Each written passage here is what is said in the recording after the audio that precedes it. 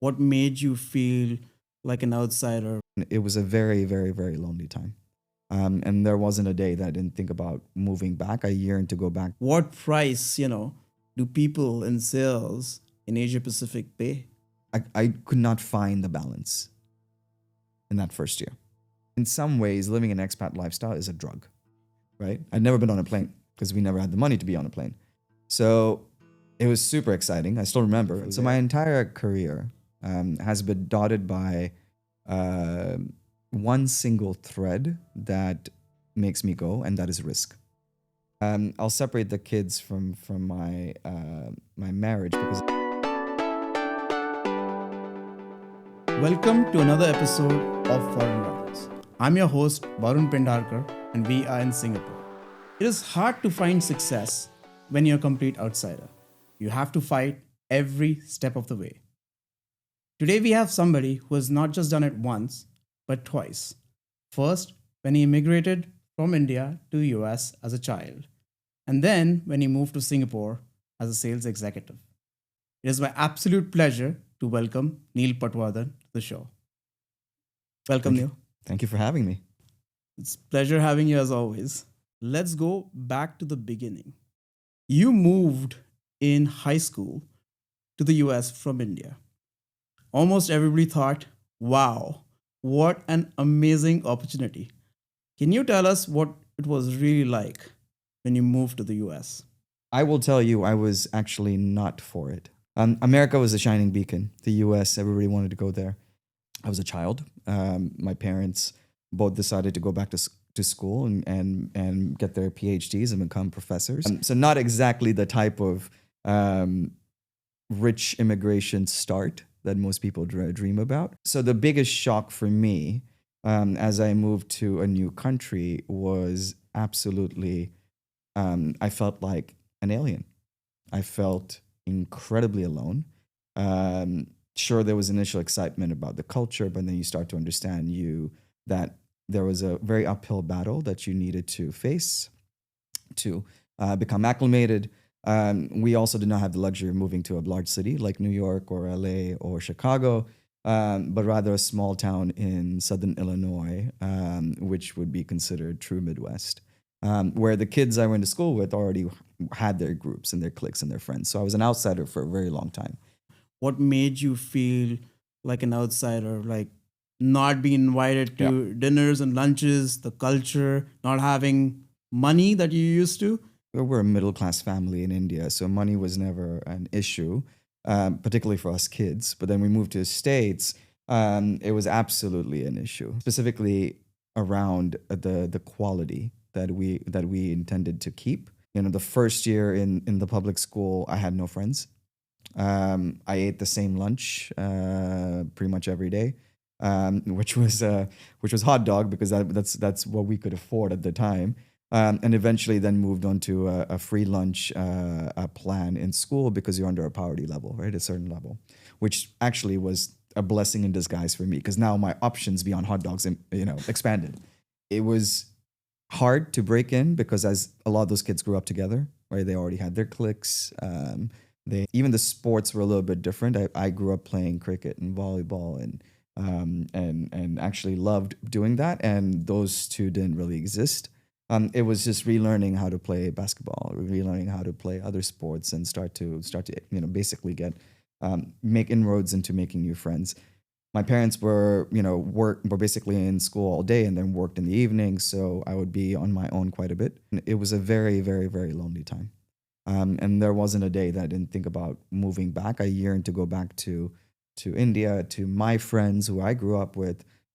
My family, right, the life I wanted to, or that I was used to, unfortunately didn't have a choice. So you sort of have to power through. And I think it's made me appreciate the value of a dollar and hardship and how to build a thick skin and kind of power through it. Yeah, very true. Like, life throws you hard situations and you learn from it. You mentioned something very interesting, sport. Was that a common ground that you kind of found to break the label of an outsider and start making some inroads?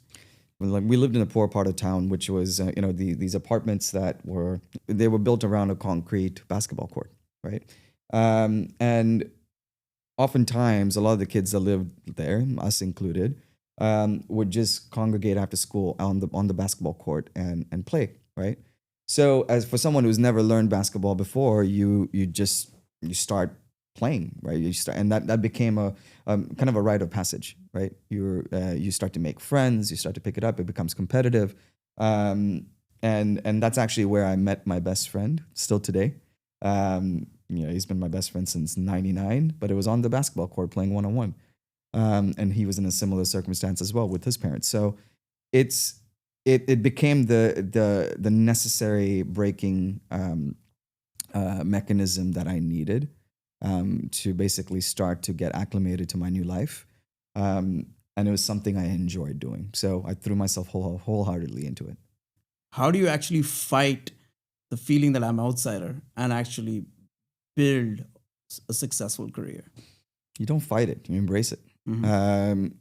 Very early, and I carry this to this day, I have learned that no one's going to approach you to become friends. You have to go 90 for someone to come 10. And it's true in life, it's true in networking, it's true in various stages of breaking open new circles. And I think on that concrete basketball court, I learned that I had to put myself forward. I had to go ask those guys to play, right? Even though I was not good enough at the time. And then over a period of time, you start to become more and more comfortable in that skill and skill set. So that has helped me, no matter what situation. And there's a running joke with all my friends who know me, is that you can drop me anywhere in the world, and I will make friends in 5 minutes. And for that, fear is not an option for me. Those are all necessary skills that had to be built. And so for me, they became incredibly important to overcome any sort of feeling of being alone or lonely going forward, and just sort of embracing new cultures, new situations, new groups. It's exciting, it's fun, and I think a lot started because of how I was programmed at that point in time. And then you moved to the corporate world where you started selling computers at Dell at the beginning. Yeah, I mean, I started at Dell during the heydays. I mean, it was a rocket ship, right? Fast incremental growth. I was in consumer sales, and we were selling computers, and oftentimes it would be, people that saw a Dell ad somewhere, right? And it was a $299 computer, but they wanted to do a gaming on it, right? It doesn't work. So it's all how we learn very quickly how to overcome objections, how to build trust. And this is all on a phone call, right? There's no video, there's no in person, it's all on a phone call. And you have 5 minutes to get them to understand that what they're calling in for is probably not what they need. Now, you need to then convince them that there's a better option available and it's going to cost more money.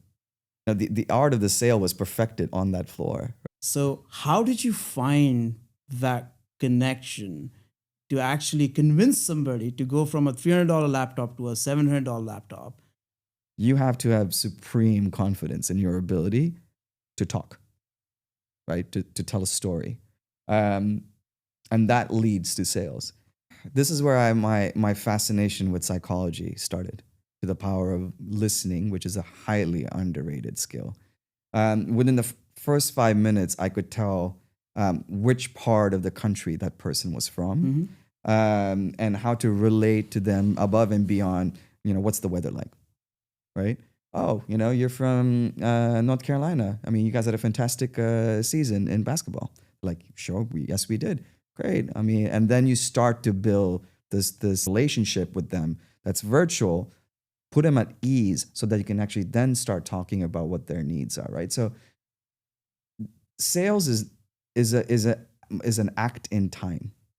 Building relationships is evergreen.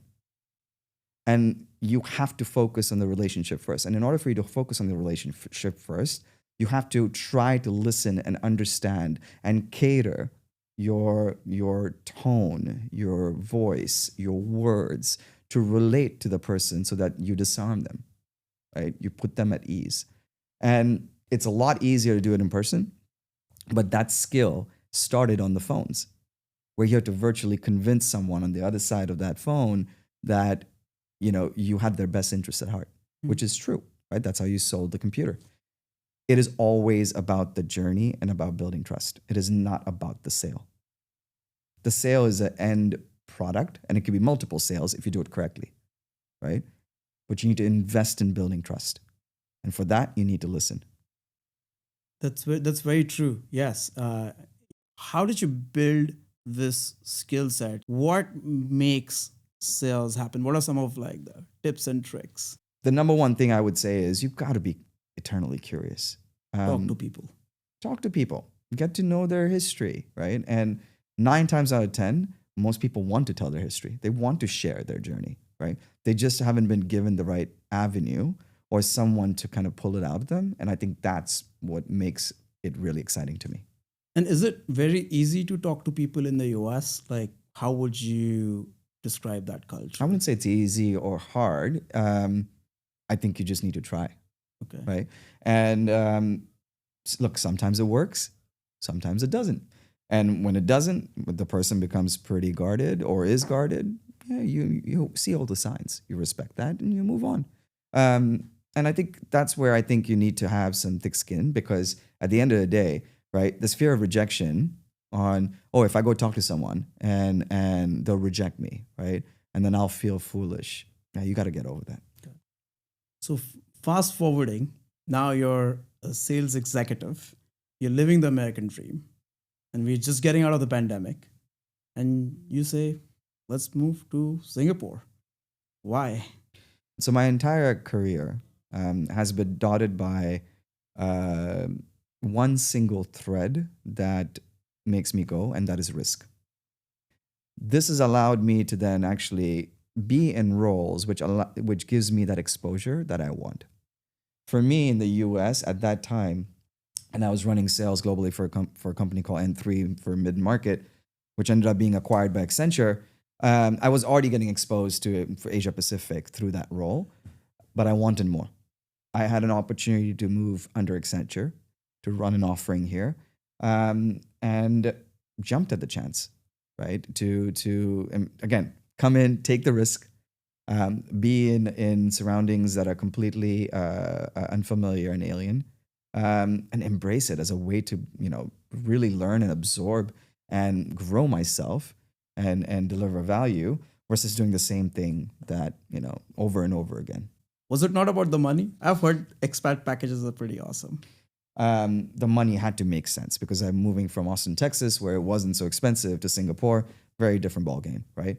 I did it with a family and 2 kids, right?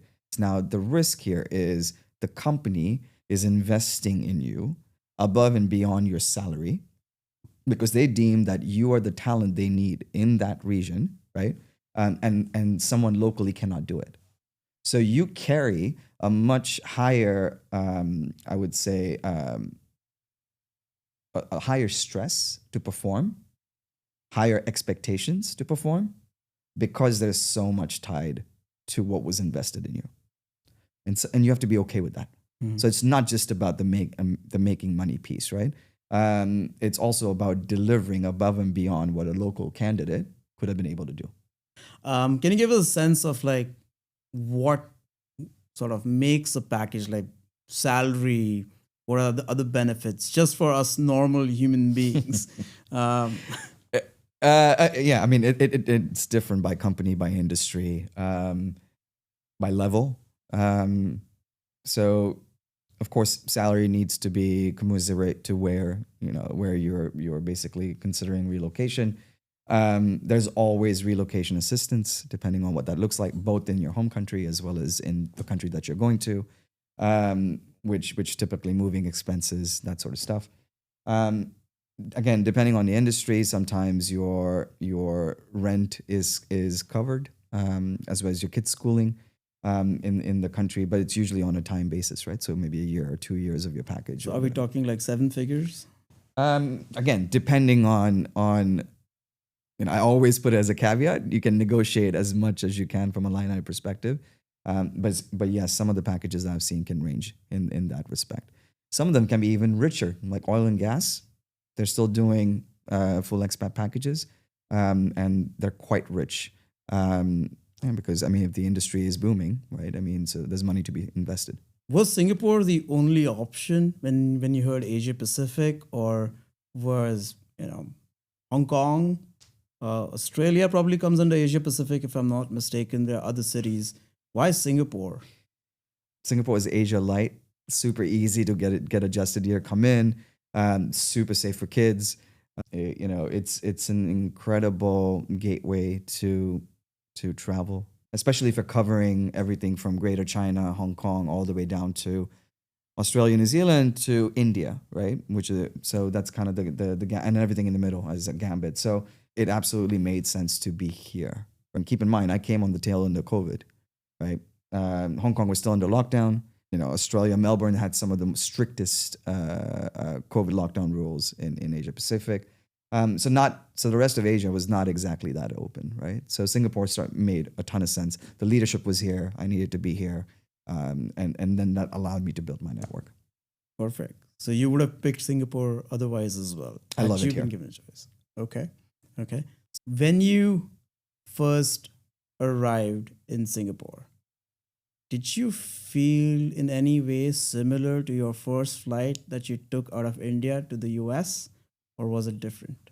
No, it was different. The first flight I ever took out of when we immigrated to the U.S. From India was my first flight ever. Okay. Right? I'd never been on a plane because we never had the money to be on a plane. So it was super exciting. I still remember it was an Air France flight. So we had to stop over in Paris before we got to New Jersey, and it was on my birthday. So again, it made it all the more special, right? The stewardess had a cake, right? I celebrated on the flight, leaving everything behind, moving to a new country. That feeling cannot be replicated, right? Excitement, nervousness.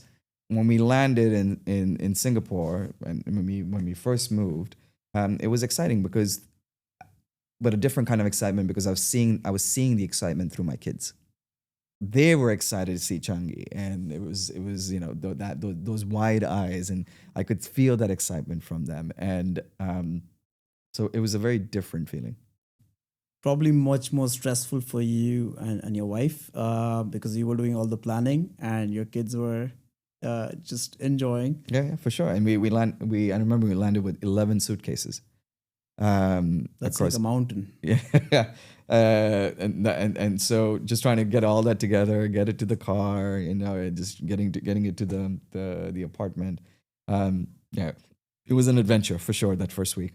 But did you feel like an outsider again? Yeah, it was very different. If you kind of take yourself out of the expat circles and start to mingle with the locals and everything else, it's very different. The first thing I had to learn, and this may sound silly, was to tone down my Americanness. Okay, as Americans, right? We're very opinionated. We can, we voice that freely. We can be aggressive. We can be pushy. It doesn't work here. You have to understand the cultural nuances of what makes people go, because the way Singaporeans want to do business is very different than even Malaysians, very different than Indonesians, very different than Thai. And that's just Southeast Asia, right? So you had to start to listen. You had to start to observe. So everything in my past that I just talked about, psychology, listening, finding commonality with your audience, depending on the culture, all of that had to come back really quickly for me to start to build that up, right? The other thing I think that's important, particularly coming out of COVID, all across Asia Pacific, people wanted to meet in person.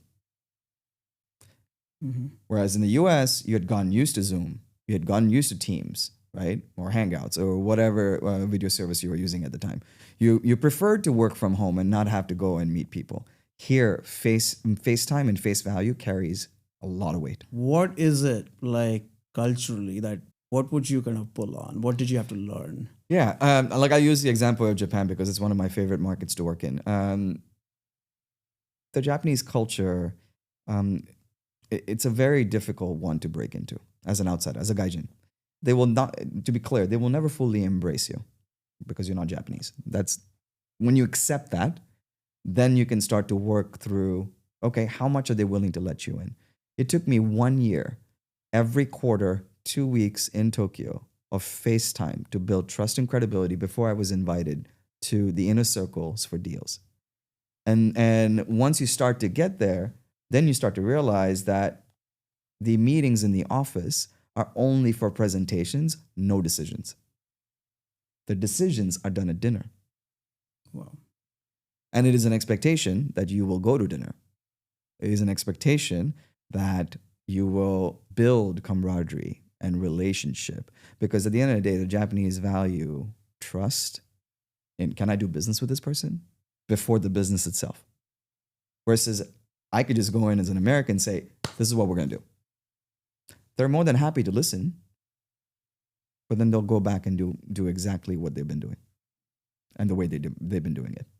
Which is why, it's unfortunate, but a lot of Americans don't find success in business in Japan because they don't take the time to understand the culture. Yeah. I mean, the cultures are so different. The expectations are so different. I have had some experiences of that, so I can relate to what you're saying. Success in sales comes at a price. You were mentioning the trips to Japan, and that's just one country in Asia Pacific. So there's a lot of miles flown, a lot of miles on the body, Yep. and a lot of nights spent in hotel beds. Yep.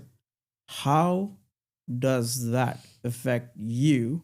Mhm. What price, do people in sales in Asia Pacific pay? I paid a very heavy price my first year because I did not anticipate how much of socializing I would have to do to actually build that trust, build that credibility. And there was times when I was out for dinners 3-4 times a week, which is in sales role normal. With those dinners, there's always drinks. Depending on culture, you either drink more or you drink less. It can get from long days in the office to then long nights. And then you get up and do it all over again. So my health suffered, lack of sleep, of course, alcohol contributes to that. You get to spend a few hours with your kids, but then you're back on the road. I could not find the balance in that first year where my body just gave out and had to then really make some strong choices, right? And lifestyle changes. Just learning how to protect a little bit of my time just for my own wellness, balancing that out with the demands of the job.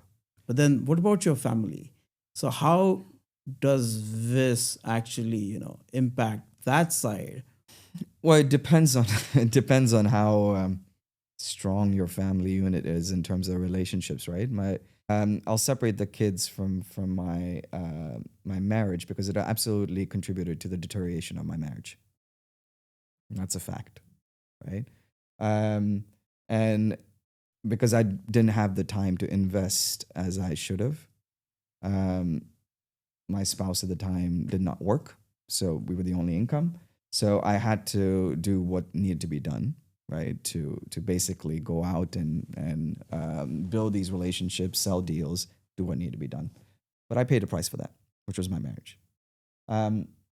My kids, the relationships have gotten a lot better over the last year, but they weren't always the case, right? So especially my oldest, who was very used to me not being there, right? And when I did spend time with her, it was great, but she wasn't really, we weren't really connecting in a meaningful way. So when I talked about those changes that I had to make, those are some of the choices that I prioritized and said, okay, this is time that I will never get back with my kids. I need to be more purposeful and meaningful in terms of how I spend time with them. Time is the most valuable resource you have, whether you're utilizing it for work, for personal life, for kids, for what have you. So I became very, very regimented in terms of how I spend my time every day. Sad to say, but everything goes on my calendar. Yeah. No playbook in the world teaches you at the beginning how to deal with this mental stress that comes with it. So I know you've been talking about mental health for men. Did this lead to that chapter and you actually embracing that topic and then talking about it? Yeah, absolutely. You had to go through it first. right? And I've been through quite a lot over the last couple of years, and I would say through hell and back mentally to get to where I am, where you fully embrace wanting to be a better person, right? Wanting to be to better yourself. To me, everything in life is a choice. I made a choice to live an expat lifestyle because I love the pace. I love the eternal curiosity that goes with it. And it's highly, highly fulfilling for me. I also had to be ready to accept the consequences of living that kind of lifestyle, but then also being more purposeful in how you sort of live it. So for anybody considering, an expat opportunity or moving with kids, it's not just the pros. It's a great life if you want to really make it work, but you have to clearly understand the costs you're going to have to pay. And then there's a very interesting thing that I will sort of bring up as well as I talk to more expats and spend more time. In some ways, living an expat lifestyle is a drug. Once it gets into you, it's very hard to go back to normal life. And I know a lot of families, I know a lot of people who've been expat for years, and they just move around cities depending on their next assignment and what that looks like. None of them want to go back to where they came from. And I am starting to feel that now, right? I was just in the States a few weeks ago there with friends. And, these are some of my friends that have been, 15, 16 years, right? Their life has continued, in an incremental way, at their pace, and they're happy with it. No judgment. When I go back, I cannot relate because I have exponentially lived life in a completely different way and being exposed to several different things at a much rapid clip than anything else. And so that desire is what fuels the type of expat lifestyle that most people would want to lead if they were going to live this sort of life. This need and pull for being busy. How do you talk about mental health and calm, and at the same time live at 100 miles an hour? You have to be regimented. Mm-hmm. You've got to carve out your time, right? For me, it's become running, right? Running has become my calm. It's my alone time. Again, being purposeful with that. It's not just a physical benefit. It literally is a mental benefit for me. But there's so many other people that do various different things to balance that out. And you have to, because otherwise it's very easy to tip over. So I want to move on a little bit from the mental health to back to your career. Mm-hmm. And you were on an expat package. Then your company got acquired. And then the package ended at some Mm-hmm. point. I've heard the phrase that Singapore is a paradise, but it's an expensive paradise. So when the expat package benefits sort of like turned off, you had a choice to go back, but you decided to stay. There's high growth in this part of the world. For me, it's always about where can I show the fastest impact of the first dollar? And how can I then double that contribution, right? Much easier to do in Asia Pacific versus if I was to do it in the US. I couldn't pass up on that opportunity. What are these trends and opportunities that only exist in this part of the world that make you excited and you feel like you can just move a lot faster? I think there's a lot of cross-pollination of technology across industries now. I'll pull on the thread of AI. Every single vertical is considering some element of AI. What that looks like and what it will actually do is still, jury's out on that. But everything from financial services to healthcare, to life sciences, to just media and tech, every one of them is sort of really investing in artificial intelligence to do something, right? Mm-hmm. What could be done for example, in a med tech company, particularly on the sales side, could be replicated in another startup in a different vertical. And so there's a lot of that cross-pollination that I see that's happening. And then there's more of this geo layer on top where okay, a particular company is doing this in Japan and this is the use case, but it can also be replicated in a company in Australia. It can also be replicated in a company in India. Is it also that the regulation is a lot easier, say, compared to Europe? Europe is really hard to move technology and do this cross pollination. No, I wouldn't say the regulation is easier. In fact, Australia has some of the strictest regulations in the world when it comes to a variety of different things. So, what is changing in APAC, which or Asia Pacific, is this focus on being a product out company to more now a solutions or problems in company, right? Start with the problem statement and then work your way backwards into what that solution might be, and then partner with the right people to go build that solution and go deliver it, right? And I see that trend quite a bit, which I think is exciting because the US has been on that path. Asia is just starting. Okay. Very, very interesting. So you want to be at the start of the rocket ship, not at the top. So in the world of sales, things move very quickly. You rise quickly, make a lot of money quickly, but abruptness is also, extremely, extremely sudden. You've had your fair share of abrupt endings in your career. What happens when such an abrupt change hits you in a foreign country with immigration, dependence? How should people deal with it? It's hard. I'm not going to sugarcoat it. It is hard, right? Because you have to then figure out how you're going to, make your livelihood, particularly in one of the most expensive countries in the world. Majority of expats here will come on EPs, employment pass, which if you no longer work, you have 30 days to find someone else to sponsor it. And if you don't, you have to leave. And that also includes your family, right? And there are ways around it in terms of extensions, in terms of exceptions. It can apply incredible pressure to you to find something, and also the timing of the market. If you look at the market right now, there's because of AI, because of cost cutting across a variety of industries, there's a lot of retrenchment going on. There's a lot of good talent available out there that cannot find a job.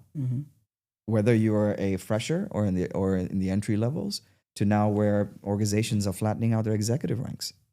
The only advice that I can give, since I'm going through it, is that stay true to your worth. And if your worth is here and you're networking like crazy and putting yourself in front of the right opportunities, they will open up. If you're not, then you might need to rethink going somewhere else. Going back to your life in the US and being an outsider, does that make it easier for a person like you, having been through so much? Absolutely. The question is time, right? The question is, how much of a gap can I take before I can get back on my horse again, right? A lot easier if you're single by yourself, right? So the only person you have to care about is yourself. Harder with the family, with kids, with the expenses that they carry, particularly in Singapore, where most expats send their kids to private schools, right? And they're quite expensive. So I think it's just a balance of time. I know I will find my way again, and this is the right role. Yeah, it's a good lesson. Like don't short sell yourself way too early. But you've done a lot of marketing as well. So now that you're going to choose going forward, if you have to choose one, sales versus marketing, which one would it be? I would choose revenue, and I would not label a marketer or a seller. They would be part of the same team and be responsible for the same KPI and the same revenue target. Look, the world of marketing is changing. Brand marketing is dying very rapidly. Okay. Work that brand marketers would take a week or so to do now can be done in a matter of hours and minutes using AI. It's all about revenue. It's all about revenue marketing. A lot of salespeople that have never spent time in marketing, a lot of marketing people that have never spent time in sales, and each one will point the finger to each other. But at the end of the day, it's the output that matters, and the output is all revenue. So you are seeing like the sales and marketing team kind of consolidate. I think it's slowly been happening for Mhm. over a while. I mean, there were performance marketers that were sort of focused on driving campaigns that would feed into the sales funnel. This goes a step further beyond to say, on a team that's designed to do X, this is the full funnel, starting from marketing to BDRs and sales qualification to account executives to CS. And every one of them is measured and tied to a revenue KPI. So a marketer can now also be compensated in a commission format for what the team delivers, right? That's exciting, I think. That's interesting. Because as a marketer now coming in, your sole job is to help your sales team win. Okay. Now moving forward, what is one thing that Singapore has given you that you're most grateful for? Quality of life is extremely high here. And also the ability to travel, right? To see new cultures, experience that firsthand, make new friends. Singapore is incredible for making friends because it's also a very transient culture, right? Everybody's here, especially from the expat side, everybody's here because they want to experience a new chapter in their lives. So they're far more open to making friends. So from that, I've been able to meet so many amazing people from different walks of life, different cultures, religions. And so there's never a dull moment for me, but you have to have that mindset to absorb and be curious. And I think that's what Singapore has given to me. Nice. I think for the short period of time that I've been here, I have to second what you're saying. People are so much more approachable, and everybody is new, so they're trying to make friends. If I were to ask you, who are you today? Are you an Indian? Are you an American? Are you a Singaporean? Where would you sort of like? But why would I want to have a label? Right? I don't. I'm me. Are you living all three cultures? Is that how you see yourself? Or Um, I mean, yes and no. I mean, sometimes there's nuances where, sometimes, especially during kind of like holiday time or celebrations, a little bit of my Indian heritage comes through. And then, obviously in Singapore, because of so many cultures out there, there's always something going on, right? So you get to celebrate it all versus just celebrating some of it. Whereas, and you get to experience it all. where do you see yourself, long term? My kids are adjusted. They're happy. They have their friends. They're growing up here. It's very safe. So I'm not exactly clamoring to move somewhere else per se. There's still a ton of upside in Asia Pacific. So, but you never know, right? I mean, there's an interesting expat migration going on where there's, folks who have been in Singapore for a while are now looking for that change. And so a lot of people are moving to Dubai and the Middle East for a different kind of lifestyle because there's obviously a lot of focus on bringing expats there.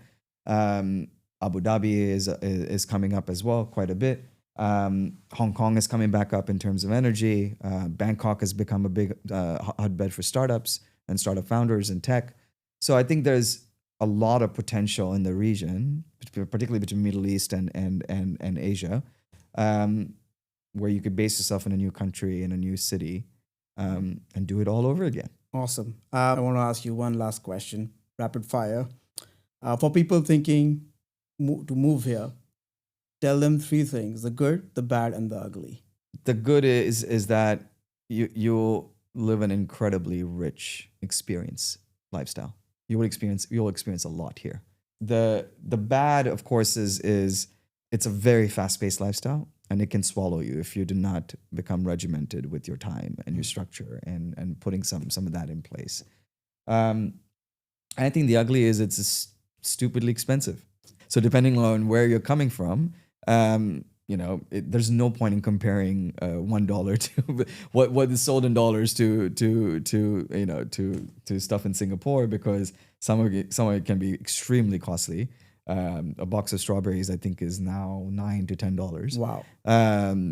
But you know what? You're here, you pay it. Sticker shock. Yeah, exactly. Cool. So I mean, try not to compare to your local currency where you're coming from, because life here is very different. All right. Thank you so much. It was a pleasure. Thank you, Neil. My pleasure. Thank you for having me.